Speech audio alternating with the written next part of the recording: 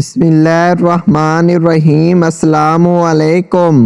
سیدنا رسول کریم صلی اللہ علیہ وآلہ وسلم کے چچا حضرت حمزہ رضی اللہ تعالی عنہ جب ایمان نہیں لائے تھے تب بھی وہ آپ صلی اللہ علیہ وآلہ وسلم سے بے پناہ محبت فرمایا کرتے تھے، اور حضور بھی حضرت حمزہ رضی اللہ تعالی عنہ سے لگاؤ رکھتے تھے۔ ایک مرتبہ کا ذکر ہے کہ حضور صلی اللہ علیہ وآلہ وسلم کوہ صفا کے نزدیک تھے، وہاں سے ابو جہل کا گزرا ہوا اس لائن نے جب حضور علیہ السلام کو دیکھا تو اس موقع کو غنیمت جانتے ہوئے آپ صلی اللہ علیہ وآلہ وسلم کو سخت سست کہنا شروع کر دیا اور دین اسلام کی عیب جوئی کی اور گالیاں بھی دیں۔ غرض یہ کہ ہر وہ بات کی جسے آپ صلی اللہ علیہ وآلہ وسلم ناپسند فرماتے تھے۔ حضور علیہ السلام بڑی خاموشی کے ساتھ ابو جہل کی تمام باتیں سنتے رہے اور اسے کچھ بھی نہیں فرمایا۔ اس واقعے کو ایک لونڈی دیکھ رہی تھی اور ابو جہل کی تمام باتیں بھی سن رہی تھی۔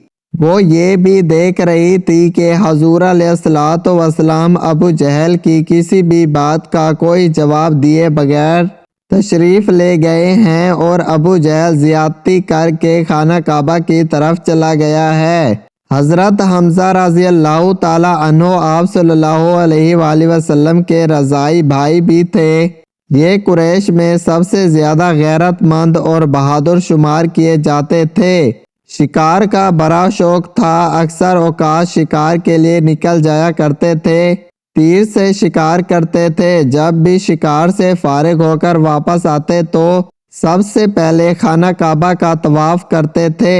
اس کے بعد قریش کی مجلس میں تھوڑی دیر کے لیے ٹھہر کر ان سے سلام دعا اور گفتگو فرماتے تھے، پھر اپنے گھر تشریف لے جاتے تھے۔ مدت سے ان کی یہی عادت تھی۔ جب ابو جہل نے حضور علیہ السلام سے بد زبانی اور زیادتی کی تو اس کے تھوڑی دیر بعد حضرت حمزہ رضی اللہ تعالی عنہ کمان گلے سے لٹکائے شکار سے واپس آئے اور سیدھے خانہ کعبہ کی طرف جانے لگے۔ چونکہ حضرت حمزہ رضی اللہ تعالی عنہ سخت طبیعت اور قریش میں بلند مرتبہ رکھنے والے جوان تھے، پھر ان کو حضور علیہ السلام سے محبت بھی بہت تھی۔ وہ لونڈی یہ بات اچھی طرح جانتی تھی، چنانچہ حضرت حمزہ رضی اللہ تعالی عنہ اس لونڈی کے قریب سے گزرے تو اس نے جناب حمزہ رضی اللہ تعالی عنہ کو ان کی کنیت کے ساتھ پکار کر کہا، اے ابو عمارہ، کاش آپ اس مصیبت کو دیکھتے جو آپ کے بھتیجے محمد صلی اللہ علیہ وآلہ وسلم پر ابو جہل کی طرف سے آئی تھی۔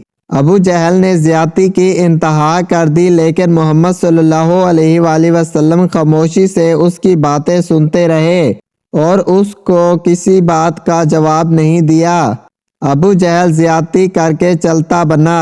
حضرت حمزہ رضی اللہ تعالی عنہ لونڈی کی یہ باتیں سن کر سخت غصے میں آ گئے اور انتہائی تیزی سے چلتے ہوئے خانہ کعبہ کی طرف گئے تاکہ اگر ابو جہل وہاں پر مل جائے تو اس کے ساتھ مقابلہ کریں۔ جب وہ مسجد میں داخل ہوئے تو دیکھا کہ ابو جہل کفار کے درمیان بیٹھا ہوا ہے اور بڑی ٹانگیں مار رہا ہے۔ ابو جہل کو دیکھتے ہی حضرت حمزہ رضی اللہ تعالی عنہ سخت غصے کے عالم میں اس کی طرف بڑھے اور اپنے کندھے سے کمان اتار کر اس کو زور سے ابو جہل کے سر پر رسید کی کہ اس کا سر زخمی کر دیا۔ پھر حضرت حمزہ رضی اللہ تعالی عنہ فرمانے لگے، تو محمد صلی اللہ علیہ وآلہ وسلم کو گالیاں دیتا ہے اور تکلیف پہنچاتا ہے، جا، پھر میں بھی ان کے دین پر ہوں، میں بھی وہی کہتا ہوں جو وہ کہتے ہیں۔ اگر تجھ میں ہمت ہے تو وہی برتاؤ مجھ سے بھی کر کے دکھاؤ۔ حضرت حمزہ رضی اللہ تعالی عنہ کی یہ بات سن کر چند کفار آپ کی جانب لپکے تاکہ ابو جہل کی مدد کریں، لیکن ابو جہل نے ان کو منع کر دیا۔ اس کے بعد حضرت حمزہ رضی اللہ تعالی عنہ سیدھے حضور سرور کائنات صلی اللہ علیہ وآلہ وسلم کی خدمت اقدس میں حاضر ہوئے۔ پھر جب اسلام قبول کر لیا تو قریش یہ بات جان گئے کہ اب حضرت حمزہ رضی اللہ تعالیٰ عنہ اسلام لے آئے ہیں اور حضور علیہ الصلوۃ والسلام کے ساتھ کی جانے والی کسی بھی زیادتی کو برداشت نہیں کریں گے۔ چنانچہ وہ آپ صلی اللہ علیہ وآلہ وسلم کو تکلیف پہنچانے سے بہت حد تک باز آ گئے۔ تو اسلامک بھائیوں، میں امید کرتا ہوں کہ یہ ویڈیو آپ کو بہت پسند آئی ہوگی۔ مزید اسلامک واقعات دیکھنے کے لیے ہمارے چینل اسلامک وائٹی کو لازمی سے سبسکرائب کر لیں اور گھنٹی کے نشان کو دبا کر آل پر سلیکٹ کر دیں تاکہ ہر ویڈیو کا نوٹیفیکیشن آپ تک بآسانی پہنچ جائے، اور کمنٹ سیکشن میں سبحان اللہ بھی لازمی سے لکھ دیا کریں۔